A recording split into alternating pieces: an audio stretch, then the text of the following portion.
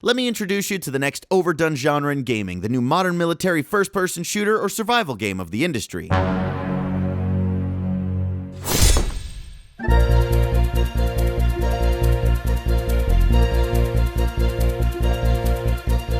First, I want to say thank you to Ubisoft for flying me out to San Francisco to check out some games I'm kind of interested in, and others that I fucking loved. I recently got to check out For Honor, a game that features knights, samurais, and Vikings duking it out on one battlefield. And as a fan of Dark Souls, I was interested in a multiplayer-focused melee combat game from a bigger developer. Sorry, Chivalry. Actually, the game Chivalry will be a good comparison later on. But first, let's explain what this video is named after. Why For Honor is the future of gaming! Gaming!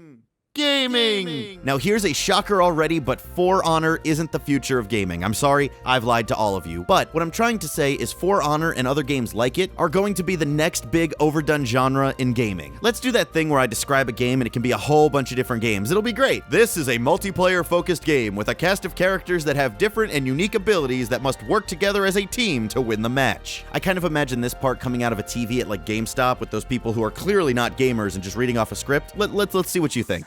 This is a multiplayer-focused game with a cast of characters that have different and unique abilities that must work together as a team to win the match. This is a multiplayer-focused game with a cast of characters that have different and unique abilities that must work together as a team to win the match. This is a multiplayer-focused game with a cast of characters that have different and unique abilities that must work together as a team to win the match. This is a multiplayer-focused game with a cast of characters that have different and unique abilities that must work together as a team to win the match. So yes, welcome to the next big genre in gaming, the multiplayer online battle arena. It's been a long time coming, but the modern military shooter's dominant reign is officially over. Two of the biggest series in that genre have moved on, clearly showing the shift. Battlefield's gone back in time to World War I, and Call of Duty has decided to move more into a sci-fi setting, with obviously different results. But the point is, they've changed. The AAA games industry is slow to catch on to trends, but once they've moved on, you know it's over. And the other trend that rose during the modern FPS takeover, survival games, have been done to death, with only a few mainstays remaining popular. So it's time for a new genre of game to take over and become the thing milked to death. And no surprise, this shift, like many others, was led by money. League of Legends was released in 2009, and while it had a slow and steady growth, by 2012 the game had become a phenomenon. Look at this graph. If you guys have never used Google Trends, it's actually a really cool tool to see what's popular on the internet today, but it also tracks past trends and allows you to compare different topics. So to give a little context, here is League of Legends' growth over time. Not bad, right? Well, let's compare that to a series we talk about quite often on this channel, Battlefield.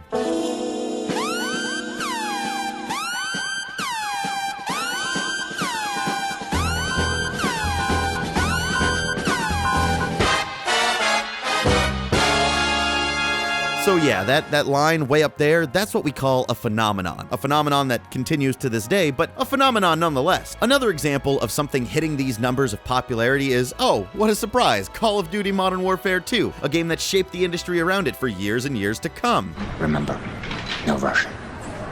All right, Anthony, calm down. Tie this back into For Honor somehow. You've gotten a bit off the rails. Here we go, and so my point is every once in a while, a game comes along that influences the whole industry, and now we are starting to see the effects of the MOBA in everything. Minions have spawned.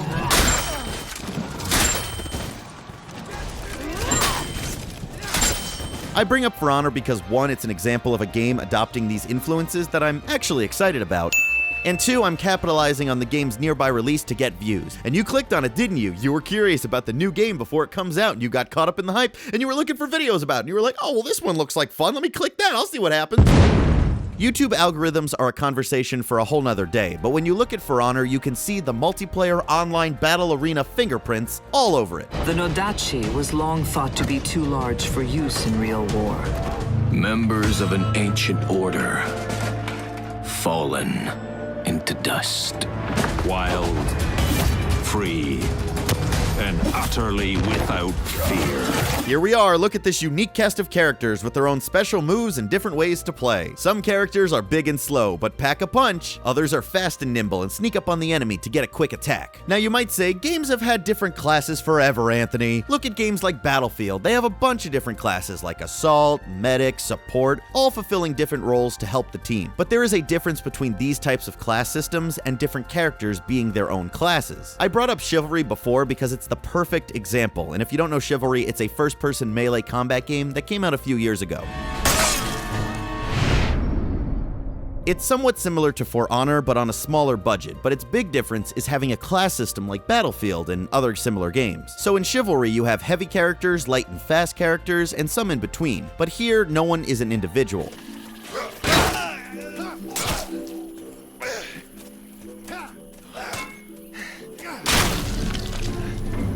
One heavy axe-wielding dude is no different from another. There's no actual characters to these characters. But a trend starting in a lot of modern games is having unique characters that players can get attached to. Is that a frog in a bubble?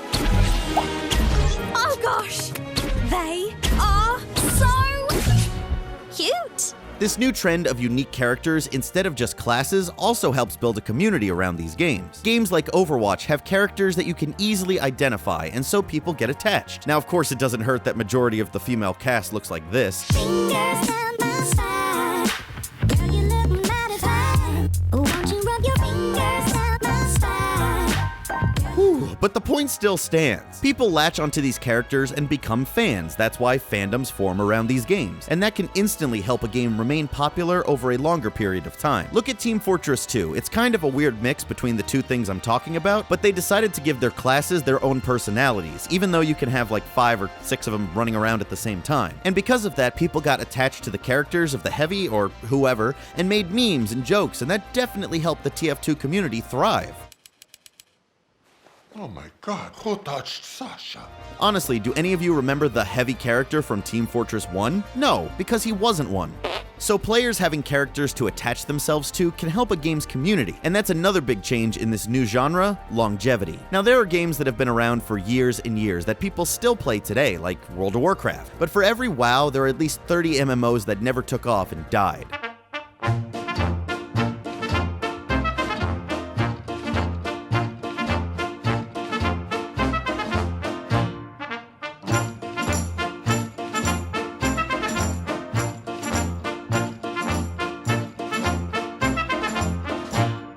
So if I refer back to that Google Trends chart, another thing that stands out is just how damn long League of Legends has remained as relevant as it is. Call of Duty, the previous leader of the overdone genre, has an interesting line spiking up every year around Christmas. And I guess it's not that interesting because a new game has come out every year for the past 10 years, my god. But what's actually interesting is how quickly it trails off after that Christmas month. Also, speaking of Call of Duty, they've actually started adding MOBA type characters too. Look at Black Ops 3. See, the fingerprints are there. My ultimate is ready.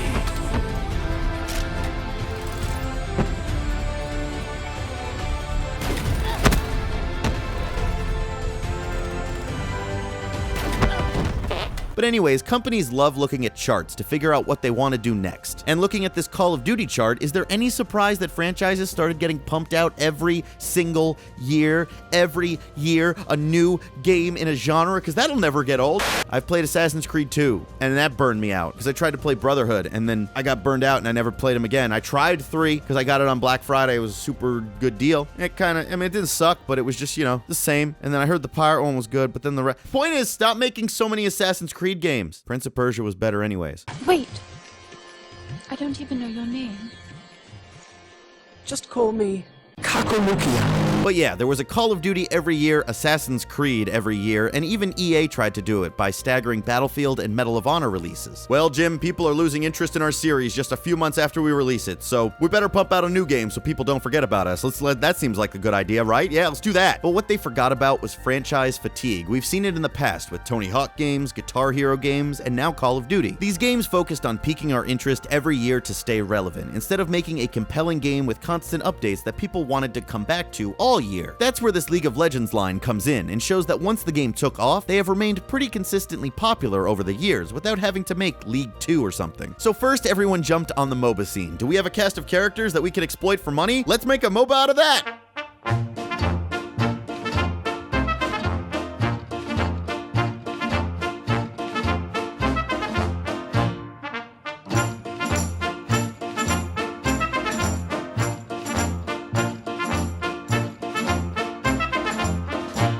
While most of those failed, like the MMOs that tried to ride the coattails of World of Warcraft, they did show the path the industry was taking. So if we can't just clone League of Legends, maybe we can take its elements and put it into different games!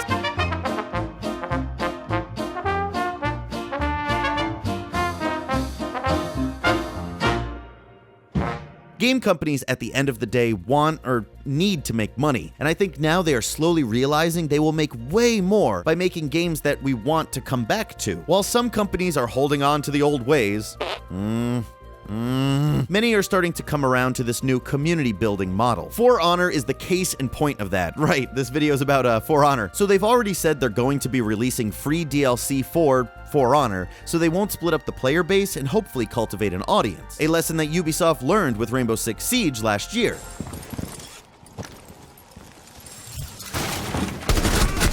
Bomb has been located. Siege took off last year, not becoming the most popular game out there, but one that people still talk about in depth today. New updates, new characters, each one with their own identity, somewhat. I mean, we're not talking about talking monkeys and lesbians getting Christmas presents, but for a realistic shooter, they're all pretty unique. They said I could not make it smaller and more accurate.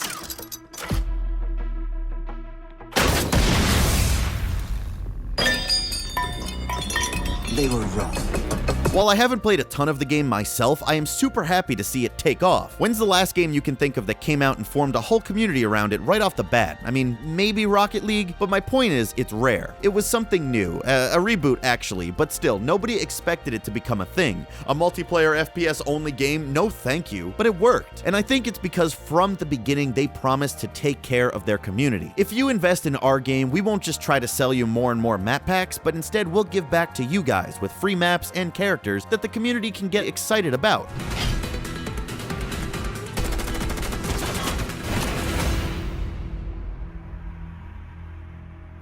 So we are in a period of change where it seems like every genre of game is adopting these new design philosophies. From first-person shooters to turn-based strategy games. You know, I'm calling it now. Coming soon, a racing game. Maybe a Need for Speed reboot? We haven't seen one of those in a while. Will come out featuring racers with different abilities and unique driving characters. And I'm okay with that. I say the idea of games with longevity is definitely better for gamers in the long run. Some people complain about games being multiplayer only at full price, but if you end up playing those games for hours and hours on end, and they keep bringing you free content to the game over that time, then I'd say that that is money well spent. Just get ready to get super tired of those games with unique and wacky characters, because while they seem unique now, it is going to get real old real fast, with every single game trying way too hard to be the next Overwatch. It happened with World War II shooters, it happened with modern military shooters, and eventually it will happen with games like For Honor. See, I tied For Honor in one last time. Look at me. God, I hope that game does well, because it's actually a lot of fun.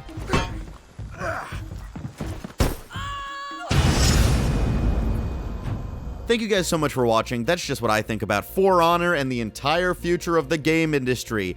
A small topic this week. But anyways, let me know what you guys think about all the bullshit that I just said. Do you agree? Do you not? Are you looking forward to For Honor? I'm getting it on the PS4. We should play together sometime. Also, if you guys didn't know, I've started uploading videos every single day to CSN Plays, a side channel I started for a lot of playthroughs. So if you guys want to see a video game playthrough series with me every day, go over to CSN Plays and subscribe to there. And also, thank you to everyone who supported this show on Patreon. Thank you guys so much for continuing to support this show and allow me to make these wonderful videos. I hope they're wonderful. I hope you guys like them. If you do like them, consider going to Patreon and supporting them. Anyways, let's give a special thanks to everyone who donated over $5 to this video.